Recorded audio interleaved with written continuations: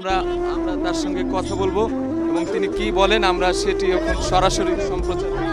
তো আজকের দিনে যে আমার যেটুকু সফলতা এই জন্য আমি সমগ্র দেশবাসীর প্রতি আমি কৃতজ্ঞতা প্রকাশ করি, কৃতজ্ঞতা জানাই।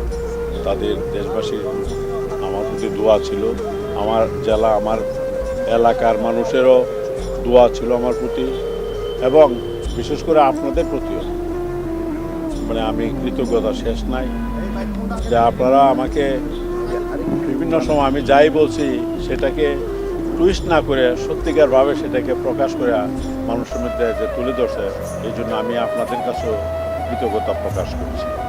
তাছাড়া আজকে আমি এটাও বলতে চাই, মাননীয় প্রধানমন্ত্রী আমাকে যেভাবে মোটামুটি ফ্রিলি কাজ করার যে সুযোগ উনি করে দিয়েছেন, বা আমার কাজের ব্যাপারে যে অন্য রকমের কোনো বাধার সৃষ্টি হয় না, এই জন্য আমি তার প্রতিও কৃতজ্ঞতা প্রকাশ করছি। আজকে দেখেন মানে এই যে রোদের মধ্যে আপনারা আসছেন, এই রোদের মধ্যে তো এই ধরনের আশা এখনও আমি আপনাদের কাছে কৃতজ্ঞতা প্রকাশ করে শেষ করতে পারবো না।